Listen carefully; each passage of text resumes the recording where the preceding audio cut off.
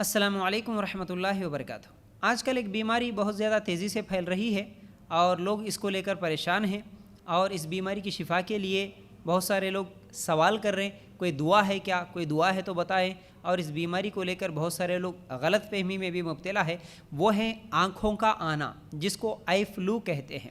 دیکھیے، یہ بیماری کے تعلق سے ڈاکٹرز جو کہتے ہیں وہ یہ ہیں کہ یہ بیماری وائرس کی وجہ سے بھی آتی ہے اور بیکٹیریا کی وجہ سے بھی آتی ہے۔ جس کو وائرس کی وجہ سے آئی ان کو 3 ہفتوں تک یہ بیماری رہتی ہے، اور جن کو بیکٹیریا کی وجہ سے یہ بیماری لگی ہوئی ہے ان کو 10 دن تک یہ بیماری رہتی ہے۔ اور یہ بہت زیادہ پریشانی اور ٹینشن والی بات تو نہیں ہے، چھوٹی سی بیماری ہے، چھوٹا سا وائرس، چھوٹا سا بیکٹیریا ہے۔ اور یہ اچانک اتنی زیادہ تیزی سے کیوں پھیل رہی ہے یہ بیماری؟ اس لیے کہ دیکھیے، جولائی 15 تک تو بہت زیادہ گرمیاں تھے، اور اس کے بعد اچانک موسم بدل گیا اور بارشیں ہونا شروع ہو گئی، تو یہ 15 دن سے بہت زیادہ بارشیں ہونے کی وجہ سے پھر یہ وائرس پھیل رہا ہے۔ اس کی وجہ سے کیا ہے، یہ بیماری بھی پھیل رہی ہے۔ لیکن اس بیماری کو لے کر جو ہمارے ہاں غلط فہمی ہے وہ یہ ہے کہ اگر یہ بیماری جس کو لگی وہ کسی کو اگر دیکھا تو پھر یہ بیماری اس کو بھی لگ سکتی ہے، یعنی آنکھ سے آنکھ ملانے سے اس کے آنکھ سے وہ بیماری اس کے آنکھ میں چلے جاتی، یہ غلط فہمی ہے۔ ایسا ایک دوسرے کو بیماری نہیں پھیلتی۔ اصل میں یہ بیماری پھیلتی اس طرح ہے کہ جس کو یہ بیماری لگی ہوئی ہے، یعنی جس کو آنکھ آئی، اگر وہ آنکھوں کو ملتا ہے اپنے ہاتھوں سے، پھر اسی ہاتھ سے کسی چیز کو چھیتا ہے، تو وہ جس چیز کو ٹچ کرا، جس کو چھیا، وہ چیز اگر کوئی اور استعمال کرتا ہے، اس کو چھوتا ہے، تو پھر وہ بیماری اس کو بھی لگ سکتی ہے۔ اس طرح بیماری ایک دوسرے کو پھیل سکتی ہے، لیکن دیکھنے سے یہ بیماری نہیں پھیلتی، یہ غلط فہمی ہے، ٹھیک ہے نا؟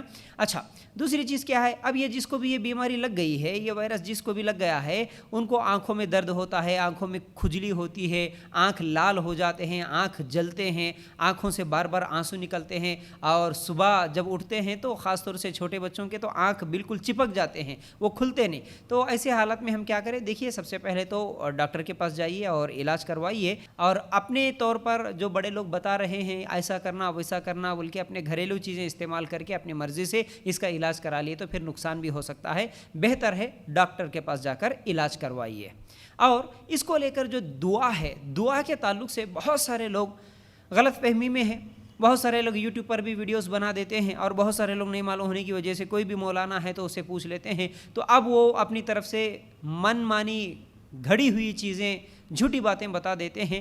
جیسا کہ ابھی یوٹیوب پہ اگر ہم لوگ دیکھیں تو بہت سارے لوگ بول رہے کہ بھائی وہ یا بصیرو جمعہ کے دن پڑھو، اور یہ ٹائم پہ پڑھو، اور یا بصیرو اتنی مرتبہ پڑھو، اس کے بعد 40 مرتبہ سورہ فاتحہ پڑھو، اس کے بعد آنکھوں پہ اپنے ہاتھوں کو ملو۔ دیکھو بھائی، اس طرح آنکھوں پہ ہاتھ ملنے سے پھر وہ وائرس اور اپنے ہاتھوں کو لگتا ہے، دوسروں کو چھونے سے اور زیادہ پھیلتا ہے۔ تو یہ غلط باتیں ہیں، سمجھ رہے نا؟ یہ دعائیں جو یہ لوگ یا بصیرو اور یا سورہ فاتحہ یا پھر اور بھی کوئی ایسی دعائیں جو بتاتے ہیں، یہ سب غلط ہے، یہ کسی بھی صحیح حدیث سے ثابت نہیں ہے۔ یاد رکھو، ہمارے لیے دلیل ہونا، یعنی ہمارے نبی صلی اللہ علیہ وسلم بتائے کیا وہ دعا، اگر ہمارے نبی صلی اللہ علیہ وسلم بتائے تو پھر وہ ہمارے لیے جائز ہے، لیکن ہمارے نبی صلی اللہ علیہ وسلم نہیں بتائے سو دعائیں ہم اگر اپنی طرف سے پڑھیں گے تو پھر وہ غلط ہوگا۔ لیکن ایک حدیث جو ملتی ہے وہ حاکم میں بھی ہے اور سلسلۃ الصحیحہ میں یہ روایت موجود ہے۔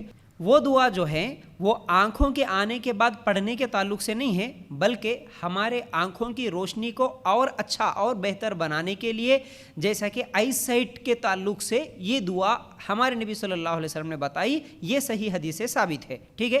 تو یہ دعا اگر پڑھنا چاہے تو اس وقت بھی پڑھ سکتے ہیں، یعنی آئی فلو کے وقت بھی، کیونکہ ابھی بھی ہم لوگوں کو آنکھوں میں تکلیف ہے، تو بہتر ہے پڑھ سکتے ہیں۔